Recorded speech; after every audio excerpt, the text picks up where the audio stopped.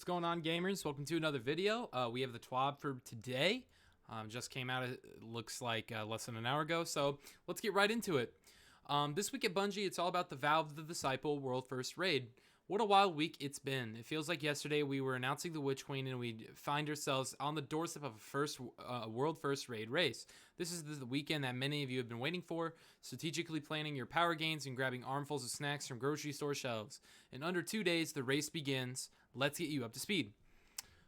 This pretty much is just like a compilation of all the raiders like going for world's first and like that kind of thing. Nothing too crazy there. If you're new to Destiny or have not yet engaged in a raid, this is the pinnacle of our endgame content. Players around the world are challenged to complete decoding devious puzzles while engaging in heavy combat through multiple activity encounters. We're not just talking a few enemies here and there, but hordes of combatants clawing away at lives and time while players race to the finish line. We expect no different from VOW the Disciple, with multiple teams at the final boss trading attempts at reaching victory. Now let's talk rules. The world first race for VOW the Disciple will take place in contest mode. This is a unique variant of the raid only offered for the first 24 hours, capping every guardian at a specific power level to ensure an even playing field. We announced last week that 1530 power is your target, as this will be the highest power your guardian will perform at against the combatants you face. Here's a quick bulleted list for all who are in the hunt for the world first raid. End of Disciple race timeline. Start Saturday, March 5th, 10 a.m. Pacific, and next day, same time.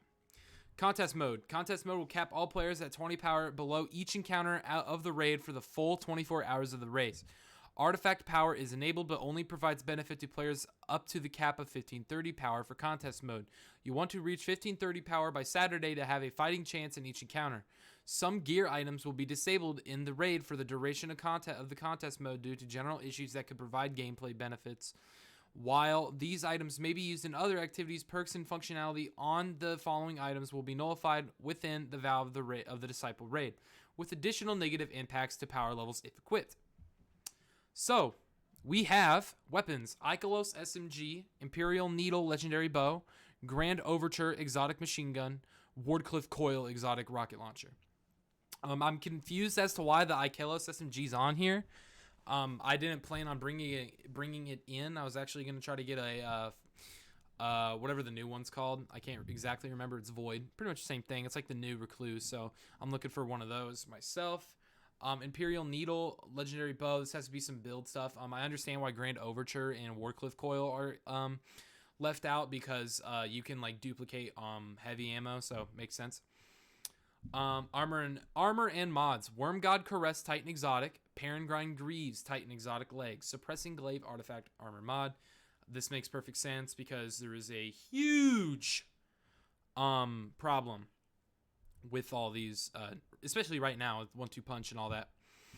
The first team to complete all encounters for the final chest and return to orbit will earn the title of World First. Note, the 6 fire team members present upon the completion of the final encounter will be declared the winners and be awarded Raid World First title belts. Any member of the fire team who leaves during earlier encounter compilations will not qualify.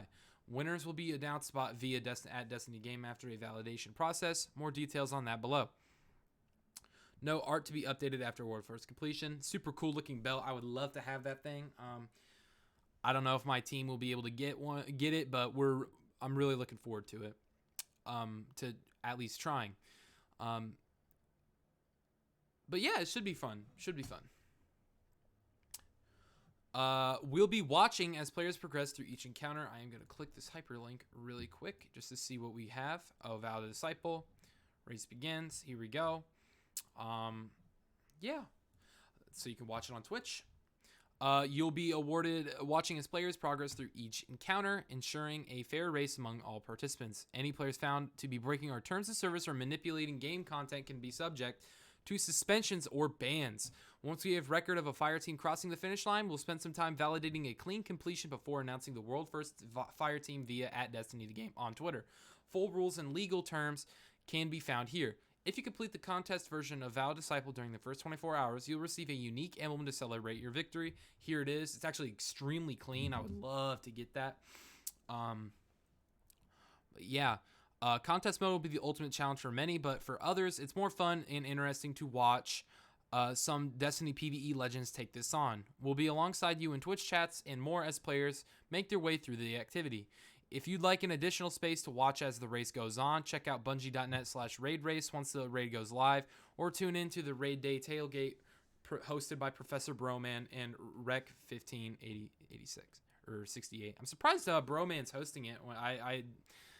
I'm actually surprised he wouldn't go with him, or try to do it too. Go for World's First. Crazy. I don't know.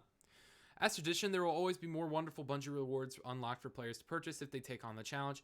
I do want to say really quick, I think it would be cool if Broman is participating. I know he's hosting it, but I don't know if if he does end up participating in the race. It'd be cool if he won because, Witch Queen, he won the Taken King, King's Fall raid race back in the day. So it'd be cool to see him participate again and hopefully win, or see if he could win. I don't know. I hope my team. We're really hoping that we have a good team.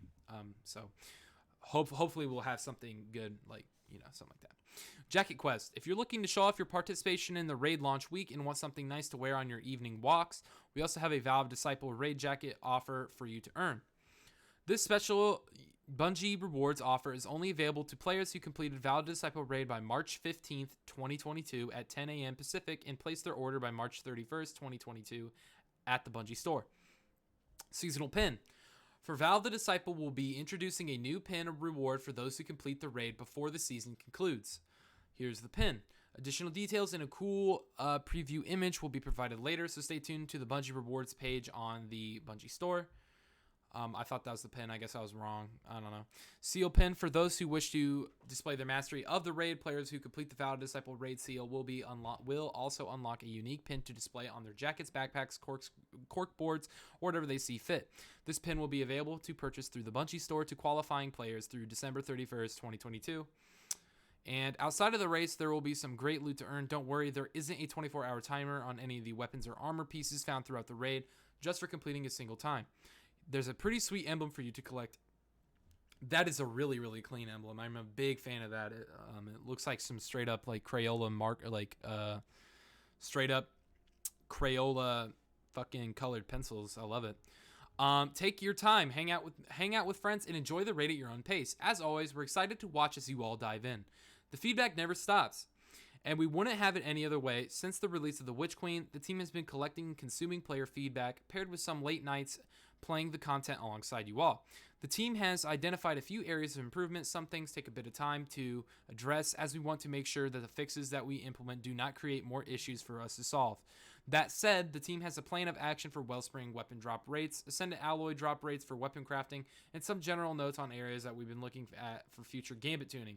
If you follow game director Joe Blackburn on Twitter, you'll likely know most of the following, but we always wanted to make sure information is available in multiple places. The Wellspring weapon drop rates. Once you've completed the Witch Queen's campaign and begun to engage in the end game, a new activity appears in the Throne world called the Wellspring. This is a fun 6-player match-made activity offering offensive and defensive variants of the activity on a daily rotation. In the Wellspring, players can earn 4 Throne World themed weapons, each offering a variety of perks to mix and match for some fun combinations. Each of these weapons can be crafted, and some of these are required to progress on evidence board quests from the Enclave. In a patch targeting next Thursday, we will be increasing the drop chances for both standard and deep sight resonance versions of these weapons. Ascended alloys. As you get deeper into the crafting game of the Witch Queen, you begin to unlock enhanced traits for your weapons. These come at a bit of a cost, each requiring ascendant alloys. These currencies are meant to be of endgame activity or endgame rarity, coming from higher difficulty activities as you fine-tune your weapons through combat. In addition to these changes mentioned above, you'll be increasing your chances of receiving ascendant alloy through Master Wellspring completions, not just by the difficulty tier of the activity, but also based on your completion level. This will mean higher chances at earning ascendant alloys for gold and platinum completions, which can be earned by defeating champions and completing the activity quickly. We will continue to monitor and adjust drop rates as the season progresses. This is really good. I'm really actually excited for the Wellspring weapon drop rates because today even I ran it 3 times, didn't get a weapon at not one once. And if getting the weapon that you need guaranteed was like every single time, and then you had more of a chance to get the deep sight, because like nobody gives a shit about the normal one. Everybody's trying to get the deep sight ones. So kind of just, it is what it is but like, you know, uh yeah, they're just really hard to get right now. So I'm glad that they're buffing it. Gambit tuning. While we do not have any firm plans to share at this time, the team wanted to highlight a few areas that we're actively monitoring. Heavy weapon usage. With heavy ammo being available from clearing fronts as you complete modes, it's become far easier to have a tracking rocket or two in the tube, prepped and ready for an impending invader. Gallahorn packs a particularly decent punch, especially with tracking Wolfpack rounds after detonation. It's almost like that's what I said was going to happen when they released the patch notes. That's crazy. It's almost like the biggest issue with Gambit was the heavy weapon economy while invading. Big problem.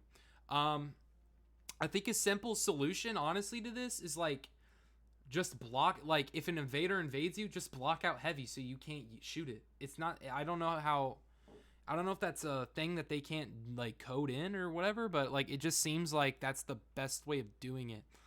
So if it, like, again, just to state, if I'm an invader and I invade you, maybe your heavy ammo should just be locked out so you can't use heavy. I don't know if that's possible, but we'll see.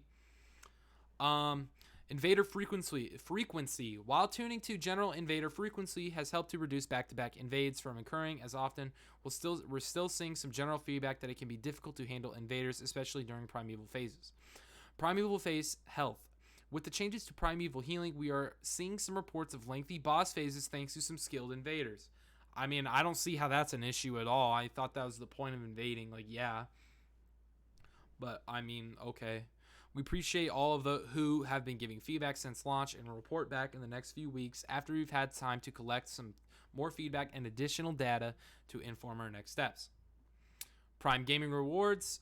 We're just going to get right on through this. So we're getting 2 Hard Light and its ornament. Pretty cool. We get 3. Looks like 3 exotic thing. I don't know. Sorry. Yeah, an exotic sparrow and a legendary transmat thing that or hologram. Yeah, and you get an emblem as well. That's cool. Steam Deck and Destiny 2. Earlier this week, a help article went live which contained information about Destiny 2 on Steam Deck. We'd like to provide some additional information as to why running Destiny 2 on StreamOS and Linux is currently not supported. Our goal is to maintain a secure environment for Destiny 2 as it features both PvE and PvP content in an evolving dynamic world. Maintaining the integrity of our security is a complex and long-term process. In some cases, it means teaming with partners like BattlEye and following their recommendations. In others, it means choosing to not support platforms that could provide bad actors with ways of compromising our own Bungie-developed anti-cheat security systems. Steam Deck is not a supported platform, and using the device will trigger our automated security systems to see usage as a potential threat to the community. While we still investigate possibilities of support for new and future platforms, we do not have any additional information at this time. I don't even know what Steam Deck is. That's an operating system? Is it new? I don't know. I've never heard of it. I'll have to look into that. And Linux, I don't know anybody who uses Linux besides like big companies like use Linux. Like I'm pretty sure the New York stock market or whatever it is uses Linux, but I don't know anybody, like just use Windows at this point. I mean, unless anybody there is on their computer is playing Destiny 2. Moths everywhere. We're a little over a week into the Witch Queen, and the team has been tracking reports of issues throughout the game. We've got a recap of our most recent hotfix and a slew of known issues to note. This is the report. Hotfix 4.0.0.2. Today, hotfix was released to the world. Below are some issues that have been resolved with the release. Players were unable to complete Legendary Days of Eternity if our lightning round was activated. UI elements and round timer were missing from some instances of Dares of Eternity. Players who joined in progress on the final step of the Of Queens and Worms quest were blocked from acquiring the Parasite exotic grenade launcher. The Grave Robber perk on the Enigma Glaive was disabled. Hunters couldn't cancel out of a Glaive melee combo by using their class ability. The reduced damage debuff from the Renewal Grasp Hunter exotic arms only applied on enemies briefly during the initial impact of the Duskfield grenade. The Overload auto rifle and SMG artifact mods did not disrupt the health regeneration of Overload champions after a stun. Synth cord couldn't be deposited into the loom for armor synthesis.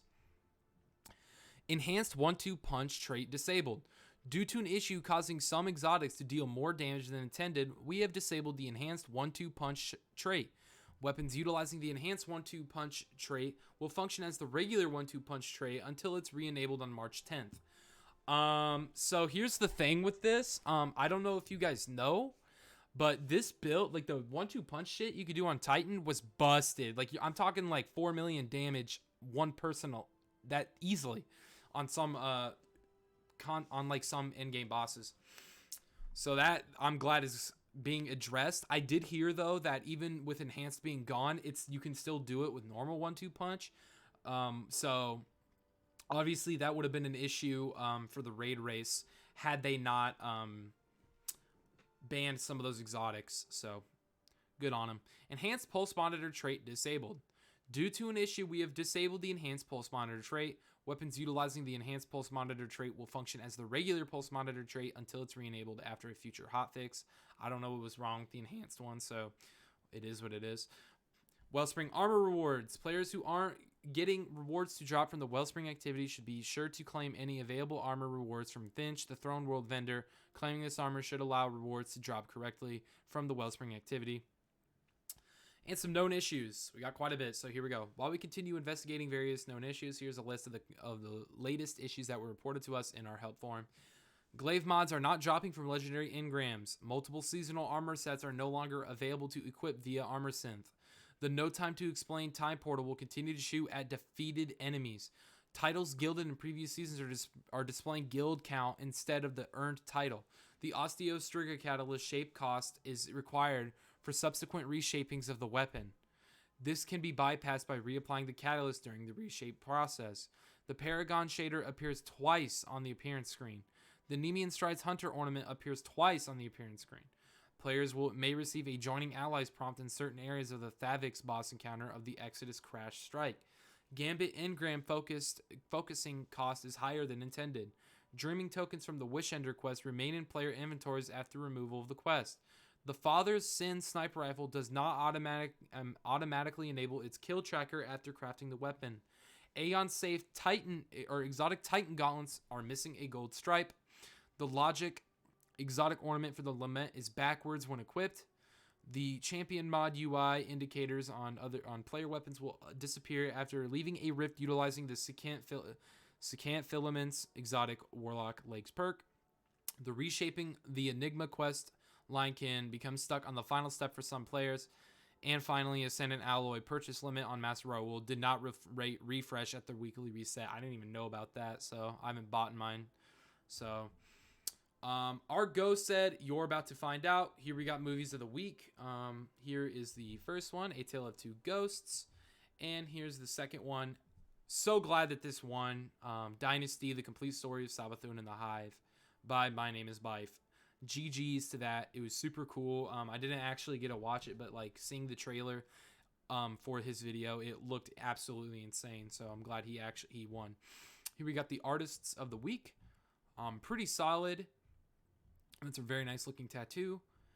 And here we go. So much to do, so little time. Thanks for joining us for another TWAB. While I'm looking forward to the raid race on Saturday, I'm also looking forward to my sleep schedule being back on track.